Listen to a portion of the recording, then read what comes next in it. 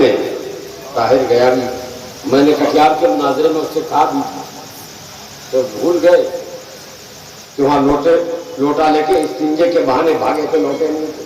میں نے کہا بھی تھا. ہوا یہ تھا کہ 8 بجے سے مناظرہ شروع ہوا تھا کھیتوں میں، اور اتنی کیچڑ تھی، سارے لوگ کھڑے تھے، اور اتنا مجمع شاید بات کیسی مناظرے میں ہوا ہوگا.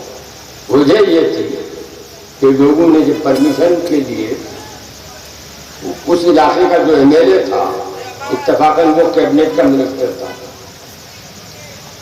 تو یہ لوگ گئے، یہ لوگ ووٹ دینے والے کو تو سبھی کیا کرتا ہے، انہوں نے ڈی ایم کے نام لیٹر لکھ دیا کہ بھائی مسلمانوں کے درمیان کچھ اختلاف ہے اور وہ مناظرہ کرنا چاہتے ہیں، آپ اس میں مدد کیجیے، پرمیشن بھی دے دیجیے اور پولیس کی حفاظت بھی دے دیجیے.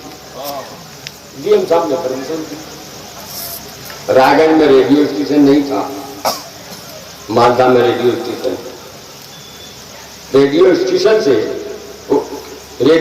میں ڈی ایم کے ہاں کی پورے دن کی رپورٹ جو اہم ہوتی تھی وہ جاتی تھی وہاں ریڈیو میں. بنگلہ ریڈیو اسٹیشن سے اعلان ہو گیا کہ فلاں تاریخ کو وہ مسلمانوں کے 2 گروپ بریلوی اور دیوبندی میں مناظرہ ہوتا ہے. تو جہاں تک بنگلہ سننے والے تھے، جتنے آدمی علاقے کے تھے اس سے کہیں زیادہ ہی بنگلہ دیش کے لوگ چلے آئے تھے. لوگ تو بتاتے تھے دیکھ کر کہ 5 لاکھ کا مجمع ہوگا، لیکن میں جانتا ہوں کہ مجمع ہوتا ہے 2000 کا، تو لوگوں کو نظر آتا ہے 5000 کا. اسی لیے بلا مبالغہ میں کہہ رہا ہوں کہ اگر گنتی کی جاتی تو 1.5 لاکھ سے زائد لوگ ہوتے. اثر کا وقت شروع ہونے جا رہا تھا، ظہر کی نماز نہیں پڑھی، بحث و مباحثہ میں وقت گزر گیا. تقریباً 8 گھنٹے مناظرے ہوئے، اور اس وقت صحت تھی، جوانی تھی. 8 گھنٹے مسلسل کھڑے ہو کے میں نے مناظرہ کیا، اور میری عادت تھی مناظرے کے دوران نہ میں کسی کو پنکھا جلنے دیتا تھا اور نہ پانی پیتا. اس میں بھی حکمت تھی. وہ 3 آدمی اس کو پنکھا جل رہے تھے اور بار بار پانی پی رہا تھا. میں نے تقریر ختم کی تو اس کو جواب دینا چاہیے، جواب دینے کہا. تو میں نے ان سے کہا مولانا نماز کا وقت جا رہا ہے، ہم تو الحمدللہ باوجود نماز پڑھ رہے ہیں، آپ پڑھیے نہ پڑھیے آپ جانیے، مگر ہم نماز پڑھ لیں گے تب جواب دیجیے گا. تو وہ بھی وضو کرنے چلا اور اپنے لوگوں سے کہا کہ بھائی مجھے استنجے کے لیے ضرورت ہے، استنجے کی ضرورت ہے، استنجے کے لیے جانا ہے. تو وہیں پر لوگوں نے فوراً اونٹا گاڑ کے کپڑا گھیر دیا. تو کام چلا نہیں، تو اس کا مقصد تھا. اس نے کہا بڑا استنجا کرنا ہے، یعنی لیٹرین جانا ہے. تو وہاں کھیت میں لیٹرین کا کہاں انتظام پر وقت ہوتا. لوگ لے کے گئے اس کو گاؤں. ہم نماز پڑھ کے وہیں بیٹھ گئے. گاؤں گئے تو گئے، آتا ہی نہیں. یہاں سے آدمی بھیجا گیا. تو اس نے کہا اب تو وقت ختم ہو رہا، قریب ہے ختم ہونے کا، اب تو جانے آنے ہی میں ختم ہو جائے گا، آپ تب ڈوب جائے گا، اور رات کو مناظرہ ہونا مناسب نہیں ہے. پھر میں نے آدمی بھیجا کہ آج اگر نہیں تو کل کے لیے وقت دیجیے، کئی بجے سے ہوگا مناظرہ. اس نے کہا میں 1 ہی دن کے لیے آیا تھا، مجھے 1 دن کی دعوت دیجیے، مجھے کل دوسری جگہ جانا ہے. اور اس طرح آیا ہی.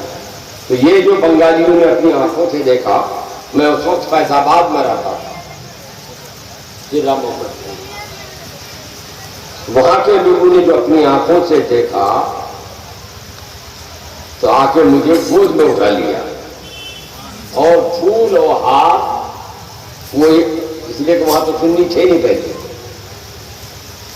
ایک مولوی تھا ہماری جماعت کا، وہ بھی کہ یہ دلی سیٹ موجود تھا، بلکہ آج تک دلی سیٹ نہیں رہا، چائنا ہو گیا۔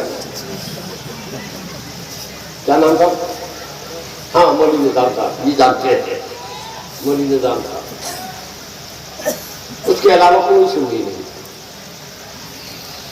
تو ہار پھول لائے ہوں گے تو انہی کے لیے لائے ہوں گے لوگ، یہ سوچ کے کہ ہمارا مولانا طاہر جیت جائے گا۔ یہ پوزیشن دیکھی تو انہوں نے سب ہار اور پھول میرے سر پہ ڈالنا تھا۔ میں نے کہا نہیں، ہم اپنے گلے میں ہار نہیں ڈالیں۔ تو وہ لوگ اردو جانتے، بولنا نہیں جانتے، سمجھ لیتے تھے کاکینو، تو اب ہم بنگلہ تو سمجھ لیتے تھے، بول نہیں پاتے تھے۔ تو میں نے کہا کہ انہی ہاتھوں سے زندگی بھر دیوبندی مولویوں کے گلے میں ہاتھ ڈالا ہے تم لوگوں نے، اور آج میرے گلے میں ڈالو گے، میں چلا جاؤں گا، فیض آباد سے آیا ہوں، پھر دیوبندی مولوی کوئی آئے گا الٹا سیدھا تم کو بتائے گا، انہی ہاتھوں سے ان کے گلے میں ڈالو گے۔ تو نہ بابا، ہمارے چوکے دیکھیں گے۔ میں نے کہا کہ تم لوگ نے دیکھے ہو، تمہاری آنے والی نسل بال بچہ، تو اب میں اس کی ترجمانی کر نہیں سکتا بنگلہ میں۔ مفہوم یہ ہے کہ صاحب ہم ان کے بارے میں کیسے کر سکتے ہیں؟ تو میں نے کہا تم یہی مطیع الرحمان بنانے کی فیکٹری بناؤ جہاں مطیع الرحمان پیدا ہو۔ بنگالیوں نے سمجھانا کافی فیکٹری کی ہوگی فیکٹری سے۔ میں نے کہا فیکٹری کا مطلب ہے بڑا مدرسہ بناؤ، یہی ہماری طرح سے مناظر پیدا ہوگا۔ تو ان لوگوں نے کہا کہ ہمارا غریب لوگ ٹکا پکو بتا۔ تو میں نے کہا کہ غریب ہو تو روپیہ ہم دیں گے، تم جگہ دے سکتے ہو ہم کو؟ تو نیا نیا مسلمان بہت زور سے اذان دیتا ہے، نیا مسلمان ہو نا، جوش میں رہتا ہے، بڑا زور سے آزاد دیتا ہے، جوش تھا۔ انہوں نے ہاں زمین دیں گے۔ میں نے کہا چلو زمین دکھاؤ۔ اب زمین دکھانے جو لے آئے تو ایک جگہ ایک صاحب کی تھی زیادہ زمین، ایک جگہ، مگر وہ جگہ مناسب نہیں، اسی لیے کہ گاؤں کے بیچ میں ایک کنارے کی بیچ کی طرف اور بازار سے بالکل دور۔ میں نے سوچا کوئی مہمان آئے گا، طالب علم کا باپ آئے گا، کوئی آئے گا، علماء آئیں گے، تو پہلی چائے کہاں سے پلائیں گے؟ تو ذرا بازار سے قریب ہونا چاہیے، لیکن بازار میں بھی مدرسہ مناسب نہیں ہے، تو مدرسہ بازار سے ہٹ کے ہو، بازار کے قریب ہو۔ میں نے یہاں ادھر دکھایا تو ایک آدمی کی اتنی زمین ہی نہیں، کسی کے 5 ڈسمل، کسی کے 7 ڈسمل، کسی کے 3 ڈسمل، کسی کے 4 ڈسمل زمین، ایک آدمی کی صرف 1 جگہ زمین، منگو کا باپ ہے نا، بہر الدین کی۔ اب بیچارے نے حج بھی کر لیا، آگے بہر الدین ہو گئے، اس نے بھی حامی بھر دی۔ تو میں نے سب کی ملا کے میں نے کہا اتنی زمین مجھے چاہیے۔ تو انہوں نے کہا اتنی زمین، کل چلیے رجسٹری کیجیے۔ کہا ٹکا کتا پاؤں؟ اب رجسٹری دینے کے لیے کہا کہ ٹکا کتا پاؤں؟